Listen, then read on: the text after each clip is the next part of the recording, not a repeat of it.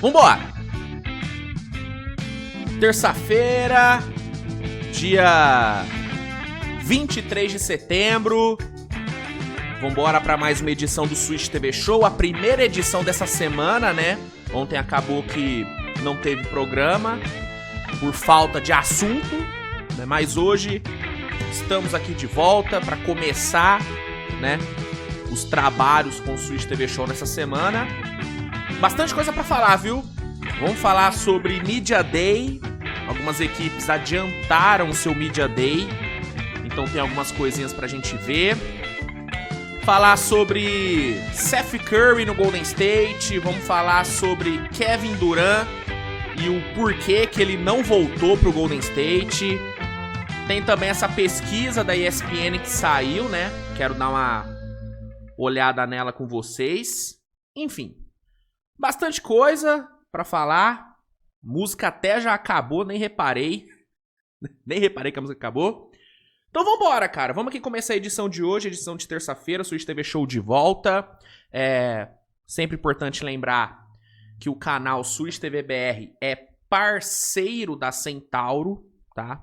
Você que tem o costume de comprar pela Centauro, saiba que usando o cupom SWISH10 nas suas compras, você consegue 10% de desconto, tá? Graças à parceria, eu consigo oferecer para vocês este cupomzinho. E uma dica legal para você, ó, que eu separei é essa aqui, ó. Jordan Luka 4, tá? Um dos tênis mais bonitos da linha do Luka. Tá numa promoçãozinha gostosinha, cara. Normalmente ele sai por R$ 1.200. Hoje, na Centauro, R$ 949,99 no Pix, tá? Desconto de 21%. E aplicando o cupom SWISH10 aqui, você consegue mais 10% de desconto ainda. Isso porque é um produto vendido e entregue pela Centauro. O cupom ele é válido em produtos vendidos e entregues pela Centauro, tá? É importante ressaltar isso. Então, uma diquinha bacana aí pra você que quer um tênis pra jogar ou um tênis também pra ir pra rolê, pô. Porque olha aqui, tênis bonitão, mano. Tênis bonitão. Várias colorways diferentes. Vou pegar essa aqui, ó. Essa aqui eu gosto bastante dessa colorway, mano. Gosto muito dessa colorway, acho absurda. Então, ó, dica Centauro de hoje é essa. Nike Jordan Luka 4 no precinho e usando o cupom SWISH10 você melhora ainda mais o desconto, tá bom? Então, dica Centauro tá entregue. Obrigado, Centauro, pela parceria. E usa o cupom que é muito bacana. Te ajuda e me ajuda também, né? Porque o valor do produto que você adquirir usando o meu cupom, uma pequena parte desse valor volta pro canal, né? E ajuda a, né? Me ajuda a pagar as contas, que é muito importante. Sempre muito importante. Então, fica a dica aí pra você e vambora, né? Vamos pro programa de hoje. Vamos começar dando uma passada no Media Day de alguns times. Tivemos o Knicks adiantando o seu Media Day. A gente teve Brooklyn, a gente teve Pelicans também, né? E aí vamos aqui dar uma geralzinha. E aí depois a gente passa para as notícias. Notícias sobre Seth Curry, notícias sobre LeBron, notícias sobre Kevin Durant. Tem a pesquisa da ESPN que eu comentei, né? Uma pesquisa que eles fizeram com os insiders da ESPN. Sobre quem vai vencer a NBA, quem vai ser o MVP, né? Quero dar uma passada por essa pesquisa e deixar registrados os meus palpites também. E é isso. Sem mais enrolação, vamos começar. Roda a vinheta e bora para a edição de hoje, edição de terça-feira do Switch TV Show. Ai, ai. Vambora, pessoal. Deixa eu colocar aqui na tela. Ó, pisou na linha, fez aqui um compiladinho de algumas aspas que foram ditas no Media Day, né, de algumas equipes. Começando com as aspas de Mike Brown. Mike Brown, novo técnico do New York Knicks, falou, né, sobre, né, alguns temas no Media Day. Dentre eles, tá aqui os destaques, ó. Primeiramente, ele não cravou quem que vai ser o quinto titular do quinteto do Knicks, né? Porque temporada passada, o quinteto principal do Thibodeau foi Jalen Brunson, Josh Hart, Mikal, Anunoby e Towns. Né? Esse foi o quinteto mais utilizado. Só que, por conta das deficiências defensivas do Towns, o Mitchell Robinson de vez em quando entrava nesse quinteto também. E aí o Josh Hart saía e ficava ali o Mitchell Robinson. E o Mike Brown não deu certeza sobre qual lineup vai ser a principal. Se vai ser com 2 ou só com o Towns como pivô, né? Com 2 pivôs ou somente com o Karl-Anthony Towns. Então ele deixou no ar. Eu, particularmente, prefiro a lineup com o Josh Hart. Eu prefiro. Mesmo com os problemas defensivos do Towns, eu acho que ofensivamente o time ganha bastante. Porque o Josh Hart, mesmo não sendo um puta cestinha, ele te entrega muito rebote, te entrega muita intensidade. É um cara que puxa muito contra-ataque, gera muito contra-ataque. Né? Então eu prefiro ter Josh Hart junto de Brunson, Mikal, Anunoby e Towns do que ter o Mitchell Robinson. Acho que o Mitchell Robinson é legal para você ter uma opção. Né? O adversário tá castigando muito o Towns ali no garrafão, beleza, você muda durante o jogo e bota o Mitchell Robinson ali e faz uma lineup com 2 pivôs, ou até usa o Mitchell Robinson como único pivô e bota o Towns no banco, tem essa opção. Então eu prefiro ter essa opção de mudar para 2 pivôs do que usar 2 pivôs de forma fixa começando o jogo. Né? Mas aí vamos ver o que o Mike Brown vai preferir. Outro tema é que ele falou, né, que o Knicks, ele quer que o Knicks jogue de forma mais rápida do que jogou em relação aos últimos anos, e aí faz muito mais sentido nesse ponto ter o Josh Hart do que ter o Mitchell Robinson. O Mitchell Robinson é um jogador lento, ele vai deixar o time mais lento, né? Então ter o Josh Hart como titular faz bem mais sentido. E ele fala também, né, que ele quer que o Knicks tenha uma rotação de pelo menos 9 a 10 jogadores, o que foi um problema no Knicks nos últimos anos, né? A gente viu um Thibodeau rodando no máximo 7 jogadores, 8 no máximo, né? E isso acabou gerando muito desgaste para o time do Knicks, muito desgaste. E o Mike Brown ele já vem com uma ideia diferente, que é uma rotação um pouco mais longa, para poder manter um nível alto de intensidade, de velocidade durante todo o jogo. E com os reforços que o Knicks trouxe, Yabusele, Jordan Clarkson, Malcolm Brogdon e tal, vai ser possível fazer isso. Né? O Knicks vai ter banco para poder rodar essa quantidade de jogadores. Então, alguns pontos aí abordados pelo Mike Brown, eu tô bem otimista com o Mike Brown, tá? Acho que ele tem tudo para dar certo. Eu acho ele um treinador melhor do que o Thibodeau. Mesmo eu gosto... Diferente de muita gente aí que torce pro Knicks, né? De uma ala da torcida do Knicks que não gostava do Thibodeau, eu gostava dele, tá? Eu acho ele um bom técnico.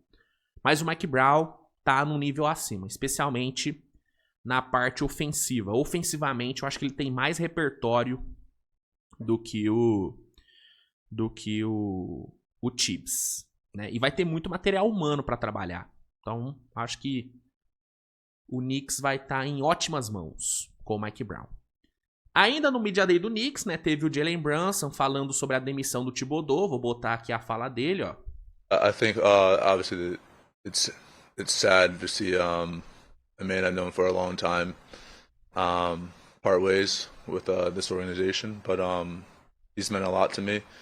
I've expressed that to him publicly and personally, and but yeah, he's meant a lot to my career up to this point. Tá aí, ó, Jalen Brunson falando, né, que o Thibodeau ajudou muito na carreira dele, que ele respeita muito o Thibodeau, né, que é, né, estranho ver alguém saindo depois de ficar tanto tempo no time. E aqui é destacado, né, pelo Piso na Linha, que o Jalen Brunson também falou que tá bem empolgado para jogar com o Mike Brown e aprender coisas novas. Eu acho que ofensivamente o Jalen Brunson tem tudo para dar um salto com o Mike Brown. Né, só ver como que o Darren Fox cresceu na mão do Mike Brown. O Darren Fox subiu de patamar com a chegada do Mike Brown lá em Sacramento. Acho que o Jalen Brunson pode tirar bastante vantagem disso. Tô curioso pra ver como que vai ser, se ele vai mudar o pace do jogo dele, porque o Brunson é um jogador que normalmente joga de forma um pouco mais lenta, né? É um cara que segura mais a bola, que explora mais ali mismatches, que, né, cava faltas, explora infiltração. Ele não é um cara de muita velocidade, diferente do Fox. Fox é pé embaixo, mano. Transição, velocidade. O Brunson já é um cara que cadencia mais o jogo. Curioso pra ver como que o Mike Brown vai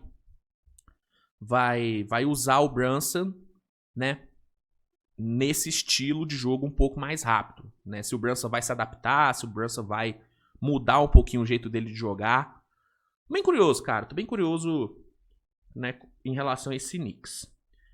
Ficando em Nova York, mas agora indo pra Brooklyn, tivemos também o Media Day do Brooklyn. Temos aqui a calorada do Brooklyn Nets, né?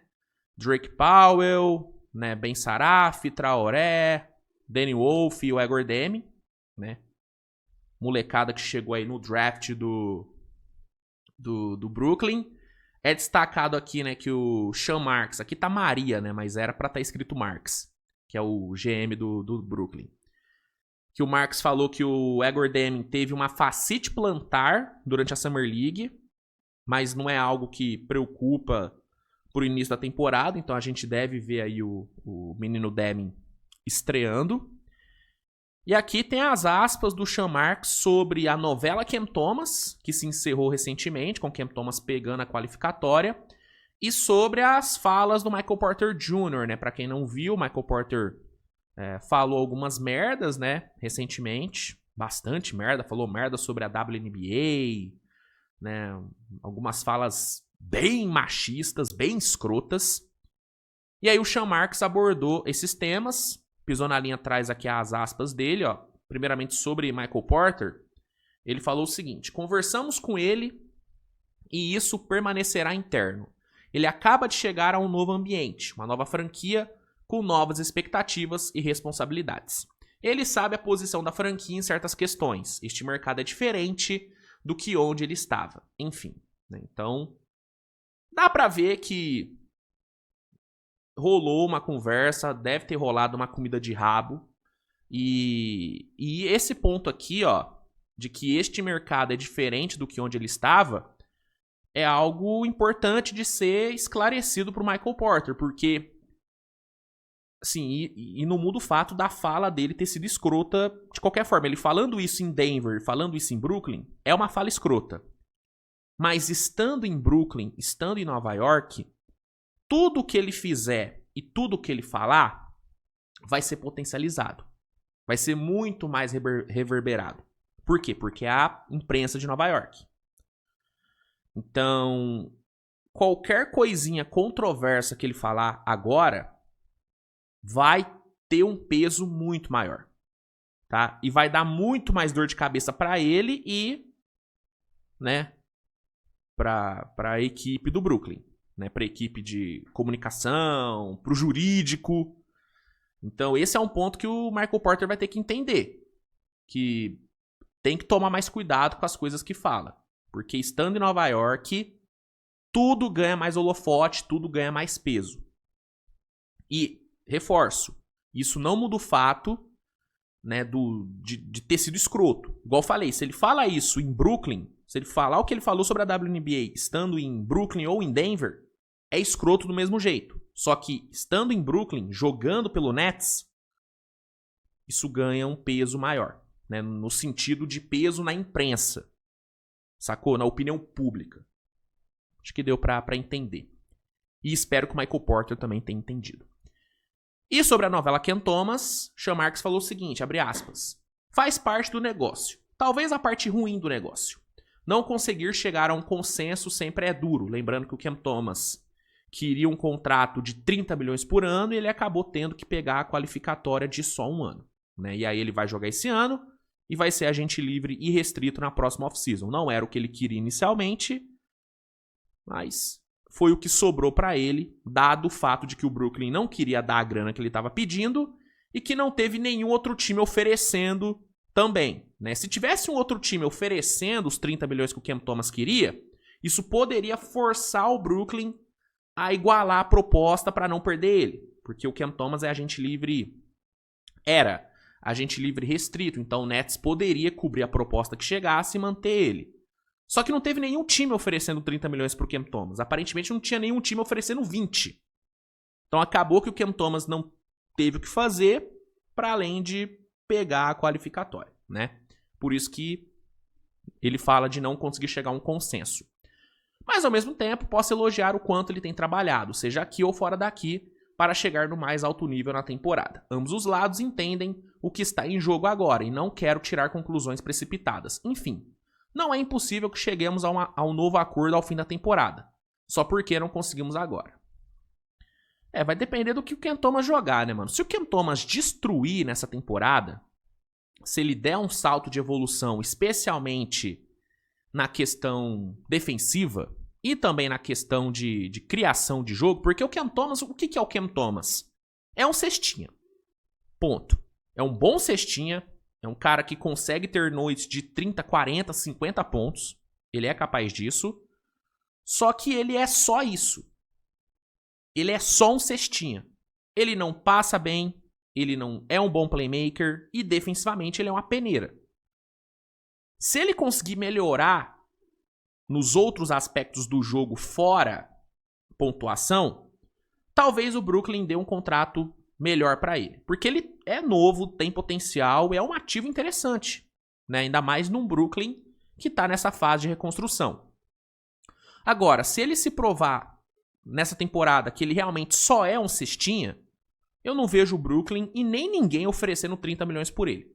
Porque hoje na NBA, esse tipo de jogador, esses poor scorers, eles não têm um valor tão grande assim. É só você ver Malik Monk, como que hoje ele tá desvalorizado, Jordan Clarkson. São caras que são só cestinhas. Então, o mercado hoje, a liga hoje, não dá tanto valor para esse tipo de jogador. Hoje em dia, vou usar um exemplo do meu time, o Alex Caruso. Hoje em dia, o Alex Caruso tem um valor de mercado muito maior do que um jogador que só pontua. Por quê? Porque o Caruso ele é muito mais competitivo. É um jogador que entrega várias coisas em quadra. Entrega defesa, entrega intensidade, entrega roubo de bola, mata suas bolinhas ali de 3 de vez em quando, passa a bola, passa bem a bola. Esse cara tem um valor muito grande. Por quê? Porque é o tipo de jogador que te coloca na briga por título, que te ajuda a brigar por título. É importante pontuar? É importante saber pontuar? É importante ter capacidade de meter 30, 40 pontos no jogo? Sim. Mas a menos que você seja uma super estrela, a menos que você seja um Shea, não é isso que vai te fazer, tá ligado? Ter um grande valor de mercado. O Shea, ele tem essa capacidade de meter 40, 50 pontos no jogo.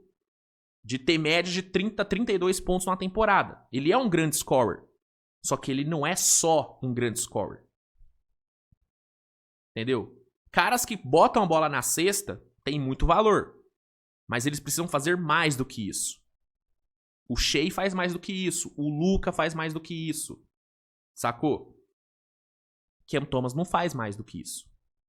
Então, sinceramente, eu acho que independente do que o Cam Thomas fizer nessa temporada, se ele não se mostrar algo além de um cestinha, dificilmente ele vai conseguir pegar a grana que ele queria receber agora. Seja no Brooklyn, seja em qualquer outro time. Eu não vejo ninguém pagando isso pra um cara com as características do Cam Thomas. Se ele melhorar, se ele evoluir em outros aspectos do jogo, aí é outra história. Se não, acho que ele vai pegar no máximo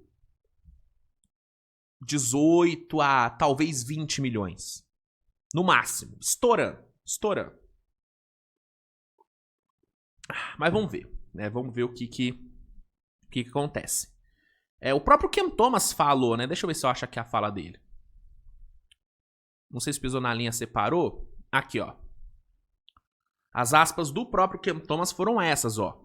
A negociação foi frustrante, mas no fim estou aqui para jogar o esporte que amo. Foi mais vantajoso para mim aceitar a qualificatória do que outro acordo. Controlo meu destino. O que é verdade, né? Porque agora ele joga essa temporada e ano que vem ele vira agente livre e restrito. Ele pode assinar com quem ele quiser. Então, de fato, pegar a qualificatória deu a ele a possibilidade de decidir para onde ele vai ano que vem, né? E ele termina falando ansioso para jogar aqui outra vez, né? Então tá aí as aspas do carismático Cam Thomas, né? Dá pra ver como que ele está em êxtase. Tá aqui Michael Porter, né? Rindo pra caramba aqui tirando as fotinhas. Michael Porter que tem boas chances de ser o grande cestinha do Nets nessa temporada, né? Eu chutaria uns 22, 23 pontos de média pra ele. Com a capacidade que ele tem de pontuar, movimentação dele sem bola e jogando com o Jordi Fernandes, que é muito bom desenhando jogadas, acho que o Michael Porter vem pra um ano bem explosivo. Até porque ele vai ter muito volume, né? Eu acho que o Jordi vai ter o Michael Porter como seu principal cestinha na temporada. Até porque não faz muito sentido dar muito volume pro Cam Thomas, né? Porque todo mundo sabe que o Cam Thomas vai embora na off-season. Na off-season que vem. Então não tem por que valorizar tanto assim o Cam Thomas. Então acho que o Michael Porter vai acabar sendo o principal foco desse ataque. Acho que ele vem aí pra números altos na temporada. Então, sobre o Media Day do Knicks e do Brooklyn, é isso que temos até aqui. Temos aqui algumas aspas do Media Day do Pelicans, né? Aqui o Pisou na Linha destaca, né, que Trey Murphy e Herb Jones estão totalmente recuperados e vão começar a temporada jogando, que é uma ótima notícia, né?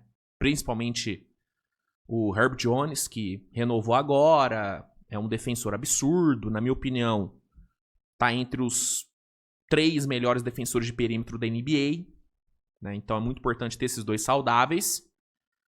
Assim como vai ser importante ter um Zion saudável. E aí o Trey Murphy falou o seguinte sobre a forma física do Zion. Ele está mais magro do que nunca. Não o vi assim em nenhuma off-season desde que estou aqui. É sempre um ótimo sinal. Ele continua melhorando e está em um bom lugar mentalmente, né? Então, forma física do Zion sendo elogiada e de fato, tá aqui, ó. O Zion realmente tá bem fisicamente, tá mais magro, não tá aparentando estar muito feliz, né? Isso de fato ele não tá. Ele tá parecendo o Gerson na apresentação no Zenit, né? Mas, nitidamente, ele tá mais magro, né? A questão é por quanto tempo ele vai se manter nesse físico e por quanto tempo ele vai se manter longe de lesões, porque o Zion já apareceu magro em outros Media Days. Ele já apareceu com boa forma física, só que isso nunca se sustentou no longo prazo. E sempre chegou um momento na temporada onde ele sofreu uma lesão que acabou com a temporada para ele. Então ele estar bem agora, cara, sendo sincero, não significa nada para mim. O Zion tem que estar bem no fim da temporada. Se chegar no fim da temporada e ele tiver com esse mesmo físico e tiver jogado seus 70 jogos, 75 e terminar a temporada saudável, aí talvez eu volte a acreditar no Zion. Até isso acontecer, eu vou permanecer cético. E vou permanecer sem expectativas. Hoje, eu tenho 0 expectativas em relação ao Zion. 0. Né? Eu já falei uma vez e repito. Eu abandonei o barco do Zion. Abandonei. Não crio mais expectativas com ele. Tá? E tomara que nessa temporada ele, sabe, me faça me arrepender de ter abandonado o barco. Eu vou adorar chegar aqui no fim da temporada e falar, gente, me arrependi, estou voltando pro barco do Zion. Eu vou adorar fazer isso.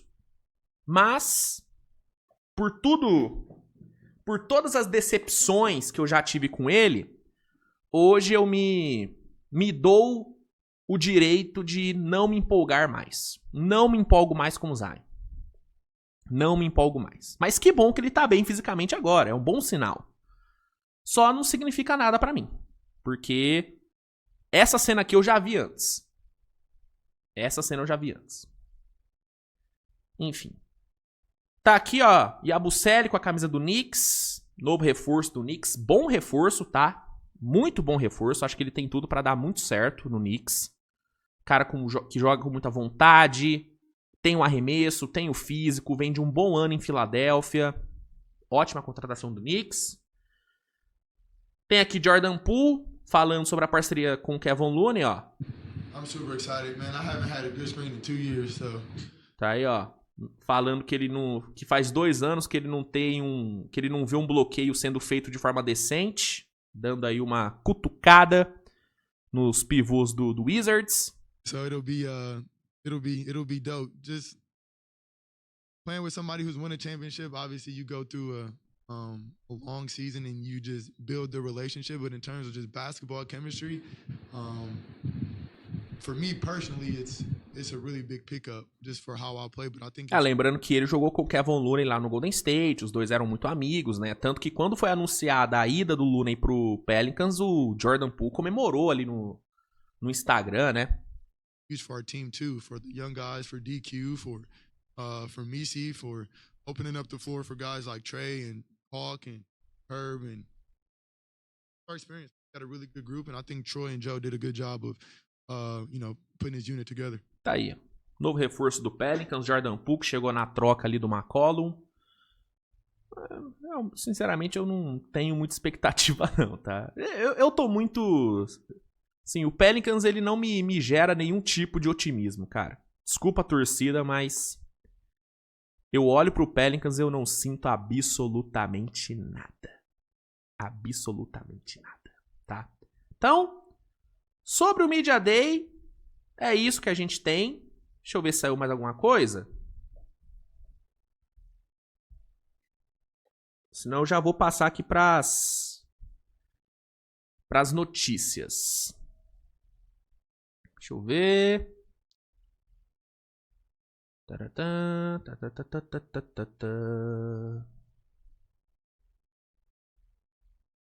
De Media Day não tem nada. Temos aqui uma notícia que saiu agora, né, do Charania. Deixa eu botar aqui na tela.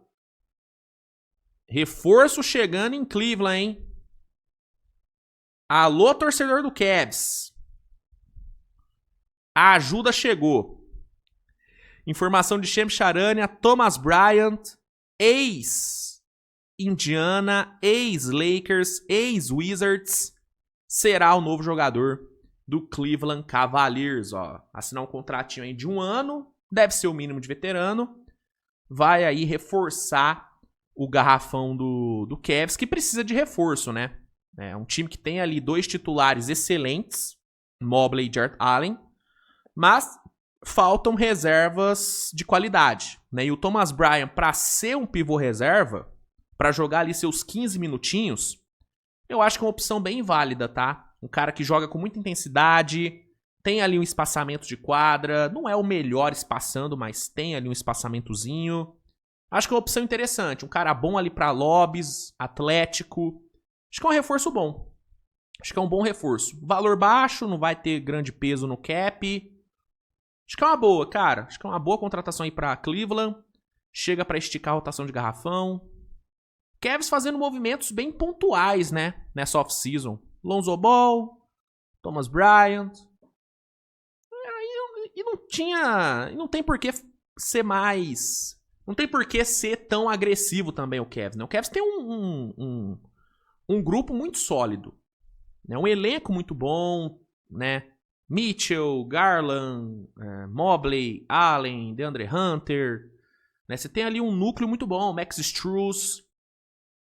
Perderam Ty Jerome aí na off-season, mas trouxe o Lonzo, que eu acho que é até um upgrade em relação ao Ty Jerome, dependendo do quão saudável ele ficar, claro. Então é um elenco muito bom, que nadou de braçada no leste temporada passada, acabou caindo no playoff de forma bem precoce, muito por conta das lesões também.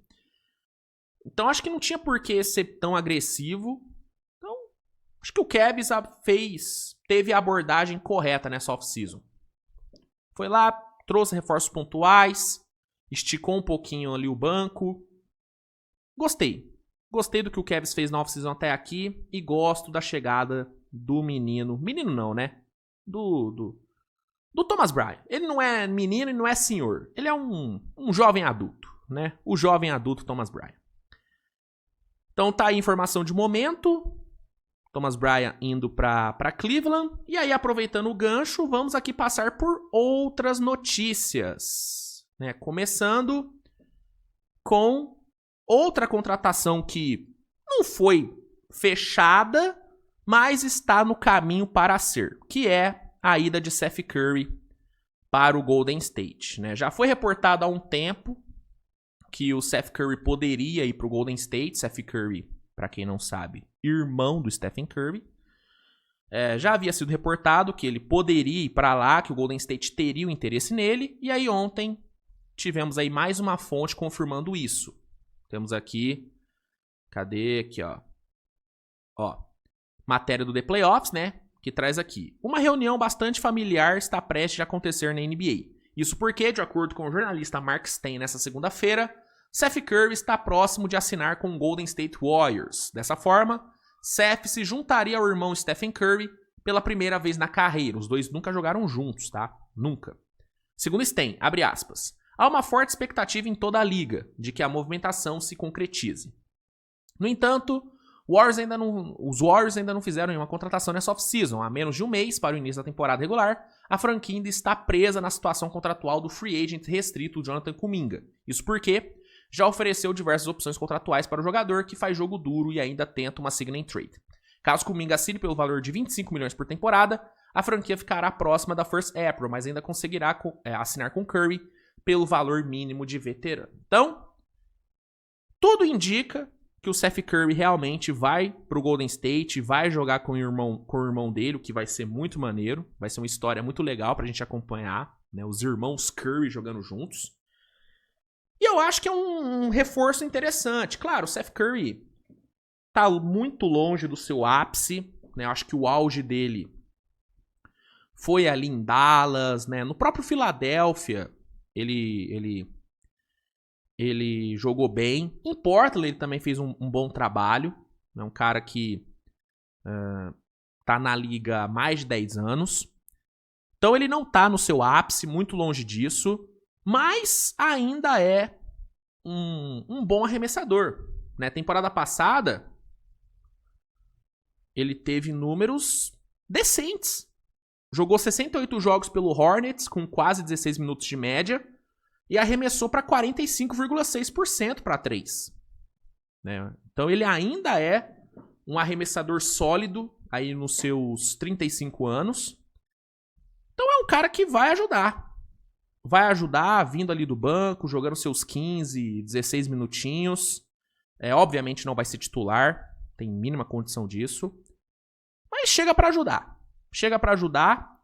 Tem ainda a expectativa de Al Horford também assinar com o Golden State, né? Só que tudo depende da resolução da novela Kuminga, né? Tudo no Golden State está travado por conta da novela Kuminga. Então, até o Kuminga resolver sua vida,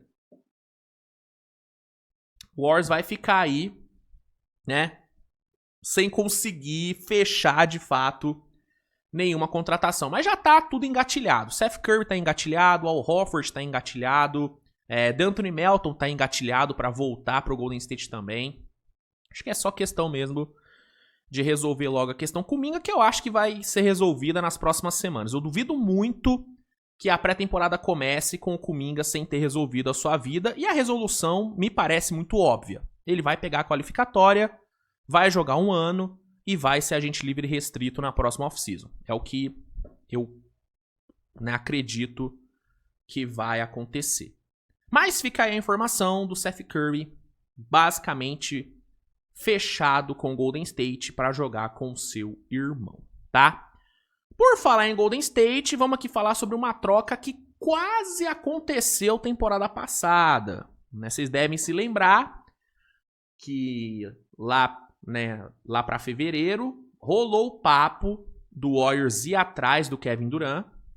Golden State estava precisando de uma chegada de impacto para dar uma mexida no time, né? O Golden State estava jogando mal, não estava conseguindo, né, mostrar bons resultados. Eles estavam atrás de uma grande movimentação, acabou que eles pegaram ali o Jimmy Butler, que deu certo, né? Apesar do Warriors ter caído né, na segunda rodada pra Minnesota, cara, o Warriors chegou no playoff, venceu o Houston, né? A reta final de temporada do Warriors foi muito boa.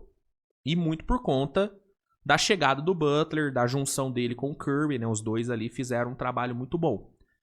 Só que, aparentemente, a primeira opção não era o Jimmy Butler. A primeira opção era Kevin Durant. Saiu a informação na época que o Curry ligou pro Durant pra tentar convencer ele aí. Durant que tava ali sofrendo na bagunça do Phoenix Suns. E parece que o Curry recebeu uma resposta negativa por parte do Durant. Recebeu o não. E aí, eu trago aqui a matéria do The Playoffs, que traz aqui o seguinte título.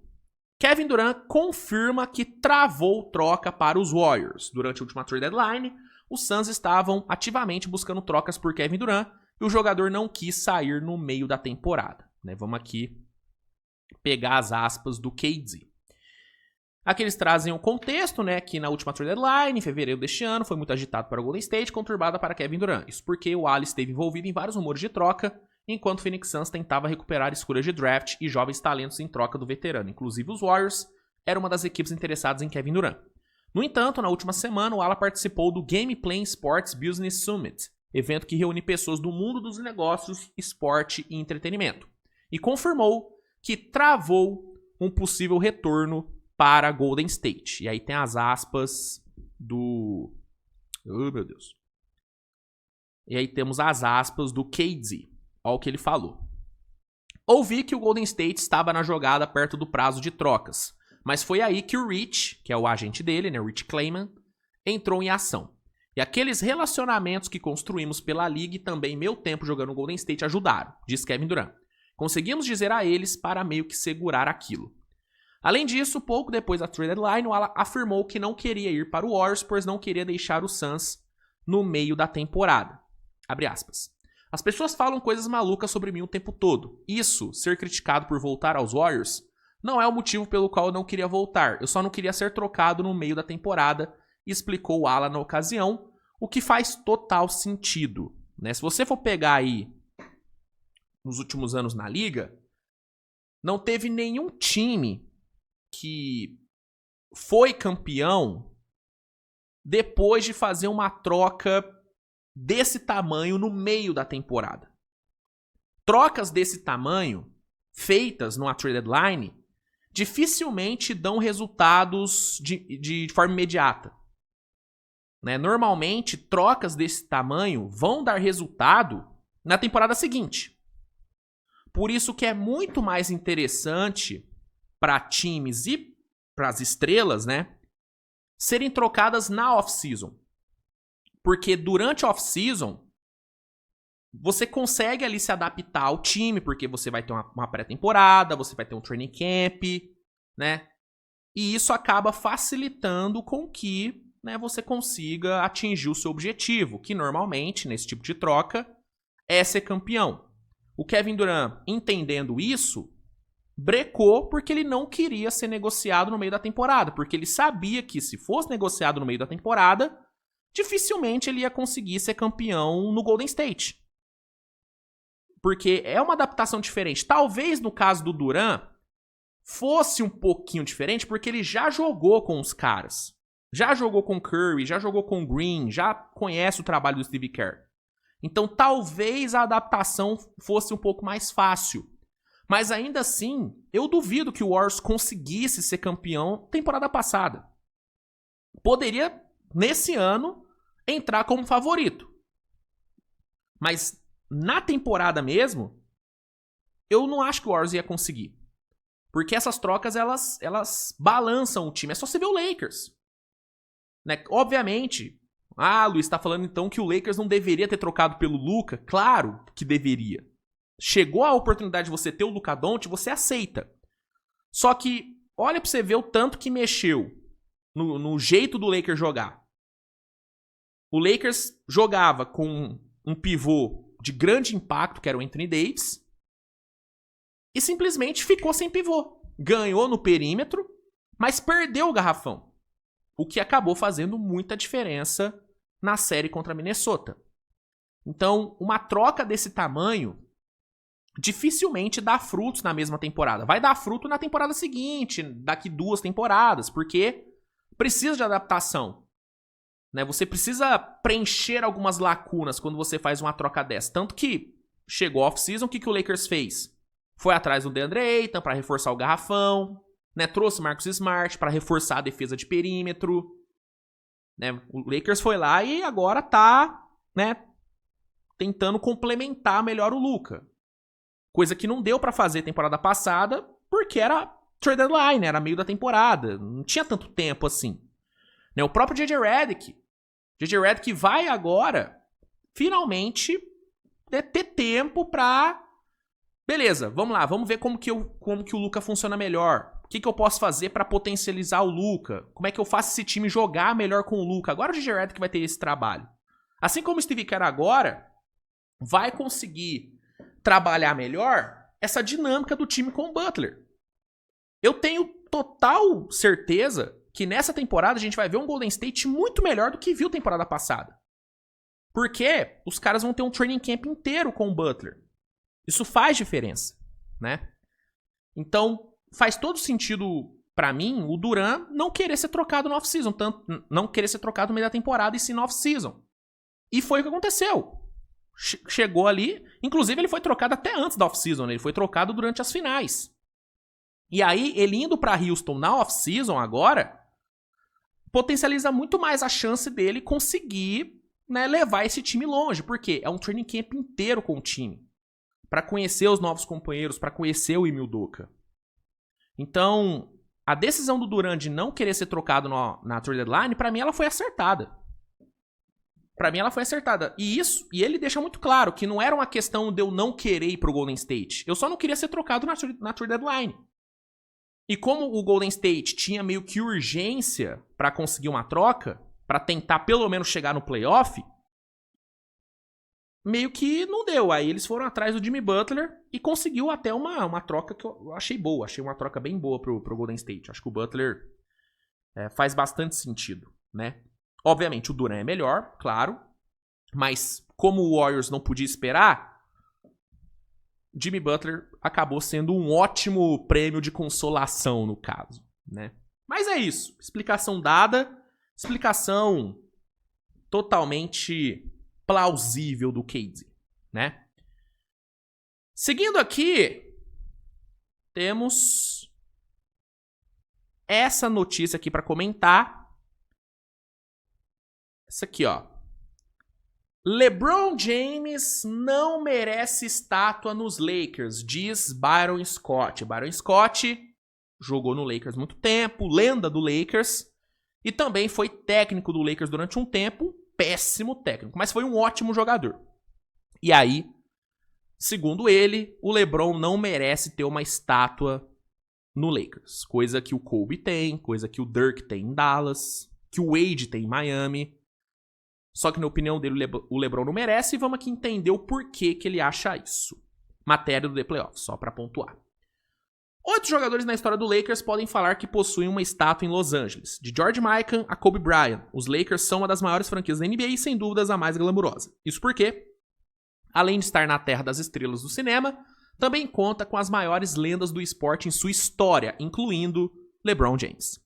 O ala está há 22 temporadas na NBA e cada vez mais se finca como uma das maiores lendas da liga e do basquete. No entanto, para Byron Scott, ex-jogador e tricampeão com os Lakers, LeBron James ainda não fez o suficiente com a franquia para merecer uma estátua e se tornar o nono da lista. Abre aspas, estátua. Sem estátua, um campeonato em 6, 7 anos, não sei quantos anos ele está em Los Angeles. Agora, mas acho que se ele conquistar mais um, então terá uma chance. Mas nesse momento, se você olhar para os jogadores que têm estátuas em frente a Crypto.com, são caras que ficaram a carreira inteira, disse Scott para o TMZ Sports nessa segunda-feira. O ex-jogador do Lakers ainda argumentou quase todos da liga possuem mais de um título e marcaram época por lá. Da lista que conta com George Mikan, Jerry West, Elgin Baylor, Magic Johnson, Kareem Abdul-Jabbar, Shaquille O'Neal, Kobe Bryant e Pat Riley, apenas West e Baylor não possuem ao menos 2 títulos. né? Então, tá aí a explicação do Byron Scott. E eu vou te falar, cara, eu concordo com ele, tá? Eu já falei aqui e reforço. Pra mim, a passagem do LeBron no Lakers, ela é decepcionante. Ela é decepcionante, né? Quando o LeBron foi pro Lakers em 2019, né? 2019, a expectativa era do LeBron enfileirar título. Enfileirar título, porque ele chegou no Lakers depois de entregar, na minha opinião, a melhor temporada individual da vida dele, que foi aquela temporada em 2018, onde ele carregou o Cavs para as finais contra o Warriors. Aquele, pra mim, foi o auge do LeBron. Aquela, pra mim, foi a melhor versão que eu já vi do LeBron. Então, a expectativa pro LeBron no Lakers era dele, mano, enfileirar título. Dominar. E não foi o que aconteceu. Né? O que a gente viu foi um Lakers sendo campeão ali na bolha, com todo o mérito do mundo. Né? Aquela temporada inteira do Lakers, ela foi muito dominante. Né? O Lakers era, de fato, o melhor time da NBA naquela temporada. Né? Com Anthony Davis, com Caruso, com KCP e com o LeBron sendo o grande nome do time, tanto que ele foi eleito o MVP das finais. Então a gente viu o Lakers sendo campeão uma vez e só. Né? O máximo que o time chegou depois foi numa final de conferência, que foi totalmente surrado pelo Denver. E em meio a isso, a gente teve aquela temporada ridícula com o Westbrook, onde o time nem chegou ao play-in. A gente teve o Lakers indo algumas vezes pro play-in. Se não tivesse o play-in, o Lakers teria ficado algumas temporadas sem nem ir pro playoff. Tá? Algumas outras, porque teve uma que não foi. Então o play-in ainda deu uma ajudada na análise da era LeBron, porque poderia ser ainda pior, tá? Então, assim, a gente tá falando de um LeBron que tá há 5, 6 anos no Lakers. Ele ganhou um título, chegou numa final de conferência depois e play-in, temporada sem ir nem pro play-in, não conquistou nenhum prêmio individual, mas aí, até aí, beleza, né? É compreensível ele não ter ganhado nenhum prêmio individual. Mas o saldo... e ganhou uma Copa da NBA também. O primeiro campeão da Copa da NBA, tem que ser falado. Mas assim, o saldo é bem menos positivo do que era esperado. Então, eu concordo que o LeBron não merece uma estátua. Merece camisa aposentada porque foi campeão, sendo o melhor jogador do time, sendo MVP das finais. Ele vem sendo o melhor jogador do Lakers desde que chegou no time, né? Isso tem que ser valorizado, então acho que o LeBron merece ter camisa aposentada no Lakers. Agora, estátua, aí eu já acho um pouco demais. Estátua, ele merece onde? Merece no Cleveland. No Cleveland ele merece estátua. E vai ter, provavelmente.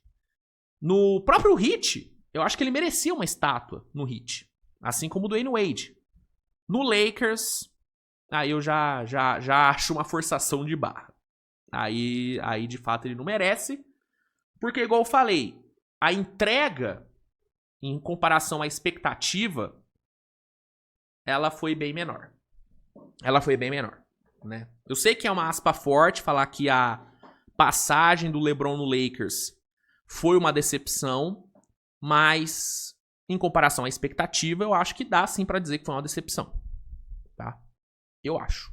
Posso estar equivocado, mas é assim que eu enxergo. Luiz, mas tem que ver que o Lakers não fez esforço pra melhorar o time pro LeBron.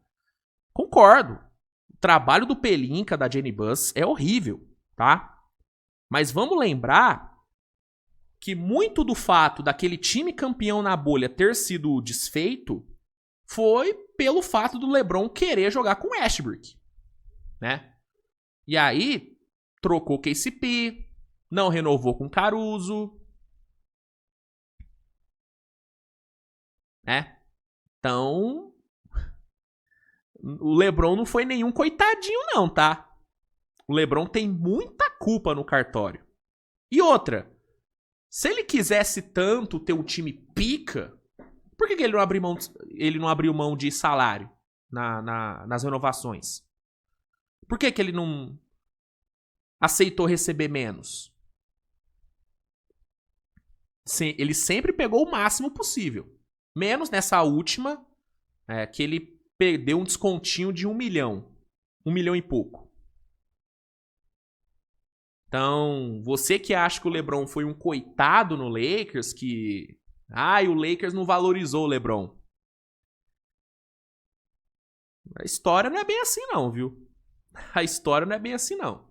O Lakers poderia ter ajudado mais ele? Com certeza. Mas muitos dos erros que o Lakers cometeu em off-season tiveram a participação direta do LeBron, tá? O LeGM tem sim culpa no cartório, tá? Tem sim culpa no cartório. Ó, pra gente encerrar aqui o episódio de hoje, que já ficou até mais longo do que eu esperava, né? Eu separei aqui essa pesquisa que a ESPN fez. O Coast to Coast trouxe aqui, né? A pesquisa. Que foi uma pesquisa feita com os insiders da ESPN, onde eles foram questionados sobre algumas coisas. Sobre quem vai vencer a NBA nesse próximo ano, quem vai ser o MVP, quem teve a melhor off-season, né? Então, fizeram algumas perguntas para alguns insiders da ESPN. E aqui está o resultado da pesquisa, né, com os votos.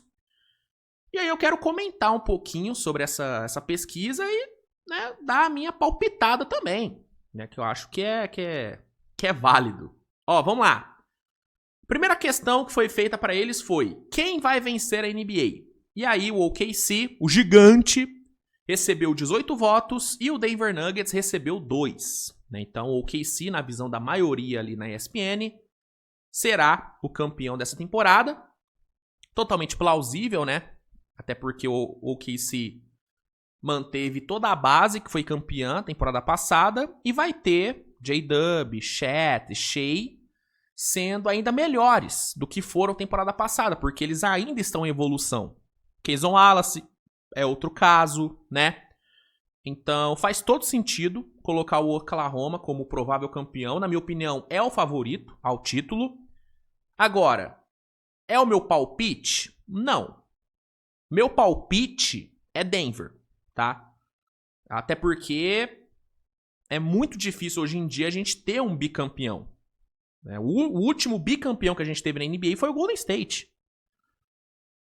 Então faz muito tempo que a gente não tem um back-to-back. Né? E aí, por isso, eu acho que Denver vai ser o campeão. É o grande favorito?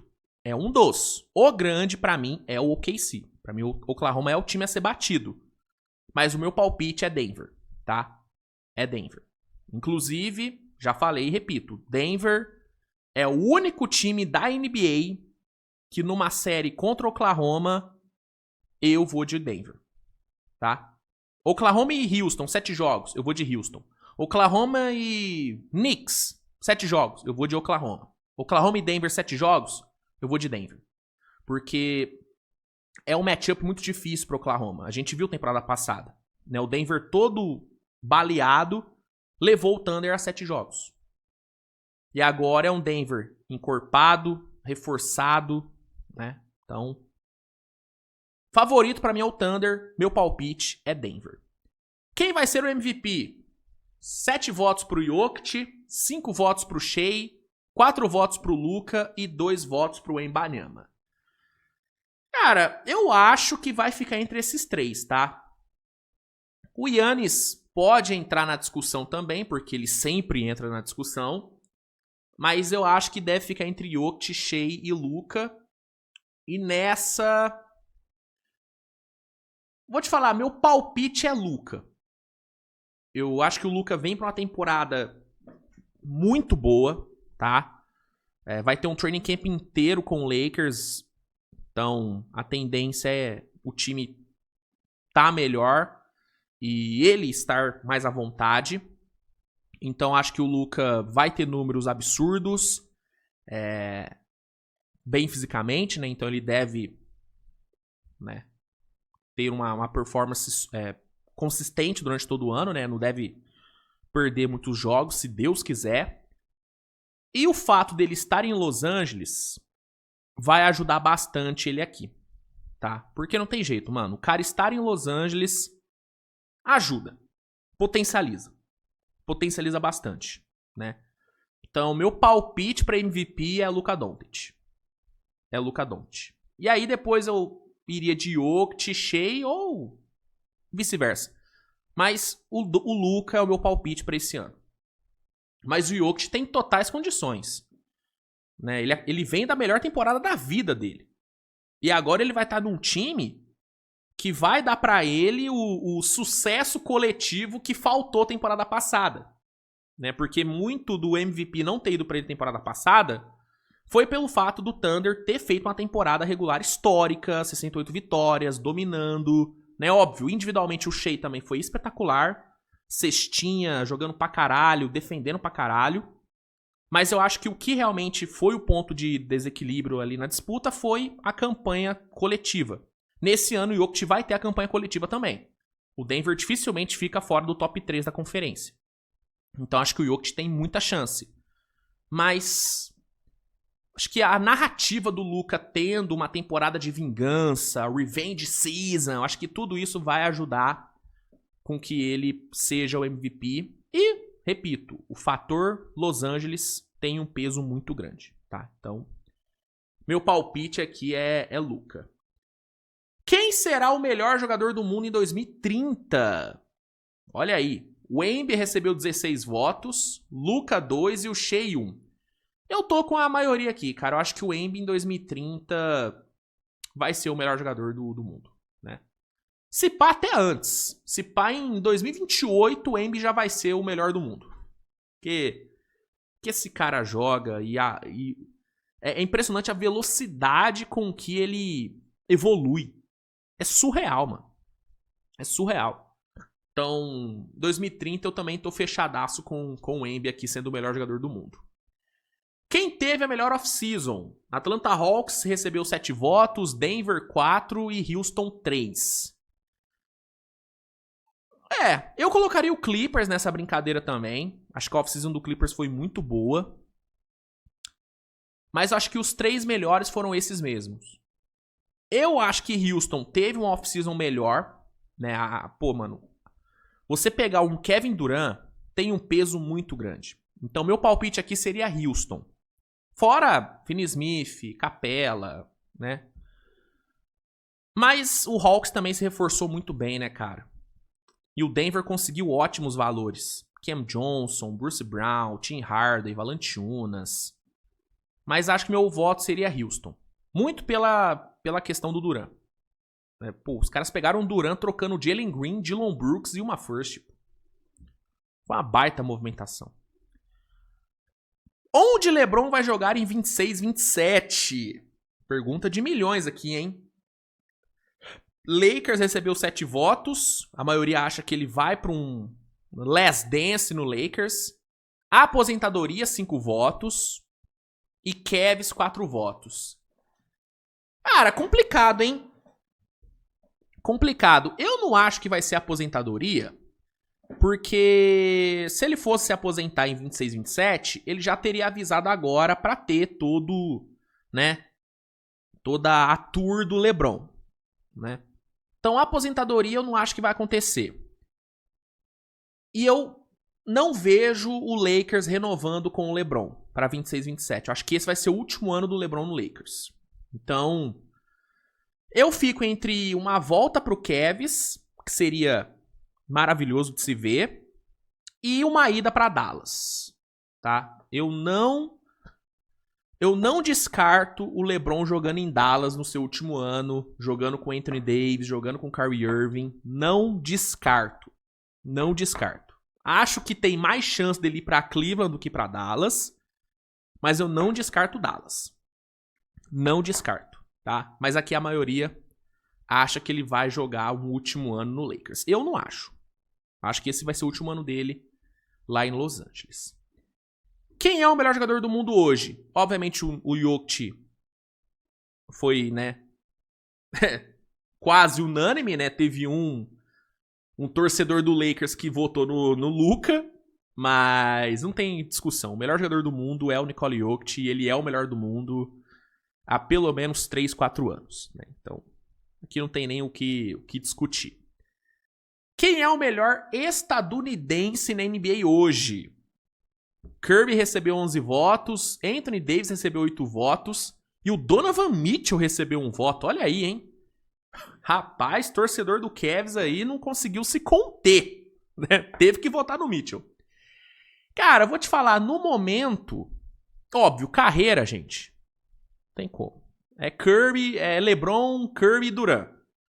Carreira são os 3. Os 3 são os 3 melhores jogadores estadunidenses da NBA. Considerando carreira e tudo. Momento. Fica pra mim, fica entre Anthony Davis, ó. Anthony Edwards e Kevin Durant. Pra mim, momento tá entre os dois.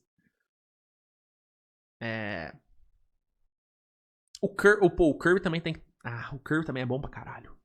Né? E o próprio LeBron também ainda é bom pra caralho. Meu Deus do céu, que pergunta difícil. Eu vou de Durant. Mesmo velho, o Durant ainda é bom pra caralho. Olha os números que ele colocou na temporada passada, mano. Pra mim é Kevin Durant, cara. Eu vou contra todo mundo aqui e vou de Kevin Durant. Meu voto é Kevin Durant é o melhor estadunidense na NBA atual. Tá? Não tá mais no seu auge, mas mesmo fora do seu auge, pra mim ele ainda é o melhor. Se eu pudesse ter só um no meu time, entre Durant, Anthony Edwards, Curry e LeBron, hoje, eu iria de Kevin Durant. O Durant ainda é muito bom, cara. É que o Anthony Edwards, ele tá em franca evolução. Por isso que ele recebeu 8 votos. E o Curry é bizarro. Ainda é bizarro. Mas eu acho que o Durant, ele é muito foda, cara. Eu sou muito fã do Cobra. Muito fã. Quem vai ser o melhor jogador estadunidense em 5 anos? Boa pergunta. Anthony Edwards recebeu 11 votos, Cooper Flag 5, Jason Tatum 2, Banqueiro 1 e Jalen Williams 1. Olha aí, hein? Fui eu que votei no Jalen Williams, tá? Se vocês estiverem se perguntando, Luiz, quem que votaria no Jalen Williams aqui? Fui eu. Eu que votei no Mano Jada. Brincadeira. Mas se eu tivesse na votação, eu votaria nele. Um voto ele teria, com certeza. Mas aqui eu acho que... Cara, é que 5 anos, mano... O Anthony Edwards vai estar o quê? Com 28, ele vai estar no auge dele, né? Acho que a maior probabilidade é que em 5 anos o Anthony Edwards seja o melhor estadunidense. Acho que é a tendência. Mas vou te falar. Menino Cooper Flag, se ele tiver a curva de evolução que é esperado, em 5 anos ele pode ser o melhor estadunidense da NBA, tá? Mas, considerando que o Anthony Edwards está em franca evolução e daqui 5 anos ele deve entrar no seu auge, faz sentido ele ser o mais votado. É o meu voto também, tá? E aí, pra encerrar, quem vai ser o calouro do ano? Cooper Flag ganhou 19 votos e o Conk Nippel recebeu 1. Olha aí, hein? Ninguém votou no menino Dylan Harper. Faz sentido, né? Provavelmente vai ser reserva lá em San Antonio, então... faz sentido não votar nele. Cara, eu acho que o Cooper Flag é o favorito mesmo. Tá? Até porque ele vai estar num time que vai ser muito forte, vai ser titular, vai ter uma participação importante. Então acho que o Cooper Flag é o que tem mais chance de ser o calouro do ano. Mas eu vou te falar, Trey Johnson do Wizards pode surpreender muita gente, tá? É um moleque que tem muito talento, é um cestinha nato. E nesse Wizards ele vai ter espaço pra fazer o que ele quiser, né? Então, eu vou te falar, olho no Trey Johnson. Trey Johnson pode surpreender muita gente aí nessa disputa de calouro do ano, tá? Meu voto é Cooper Flag, meu palpite é Cooper Flag, tá? Mas Trey Johnson, olho nele. Olho no Trey Johnson. E quem teve a pior off-season? Pelicans recebeu 9 votos, o Phoenix recebeu 4 e o Kings recebeu 2. Eu iria de Pelicans também, tá? Eu basicamente não gostei de nada que o Pelicans fez nessa off-season. Não gostei da troca do McCollum. O draft, eu gostei dos jogadores que o Pelicans pegou. Gosto do Jeremiah Fears, gosto do Derek Queen. Mas, por exemplo, a troca que eles fizeram pra subir pelo Derek Queen, que envolveu uma escolha desprotegida desse ano esse onde o Pelicans deve ter uma das piores campanhas da temporada, eu achei um movimento bem ruim, tá? Na hora, ali durante o draft, eu não achei tão horripilante, tá? Porque eu achei o Derek Queen uma boa escolha, mesmo ele, né, sendo um jogador de difícil encaixe. Mas talento, ele tem muito talento, o Derek Queen. Acho que ele tem um bom potencial. Mas parando pra pensar e vendo outras pessoas, né, que eu respeito falando sobre a troca, de fato foi uma troca bem ruim, né? Realmente trocar uma desprotegida desse ano pra pegar o Derek Queen, por mais potencial que ele possa ter, foi muito que o Pelicans deu. Então eu tô com a maioria aqui. Eu acho que o Pelicans merece o posto de pior off-season. Merece.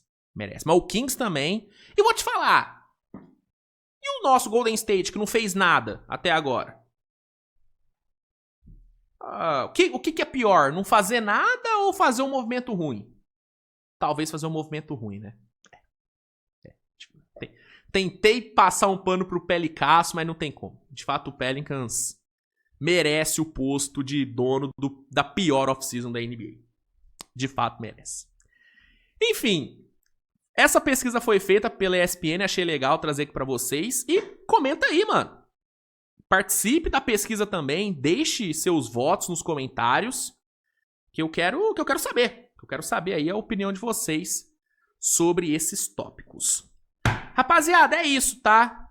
Vou encerrar aqui o episódio, já deu mais de 1 hora. Fazia tempo, né, que não tinha um Switch TV Show tão longo assim. Tava com saudades. E é isso, nos vemos mais tarde com mais conteúdo. Ótima semana a todos. Tomara que seja uma semana maravilhosa pra todos vocês. Tamo junto, grande abraço e tchau, valeu!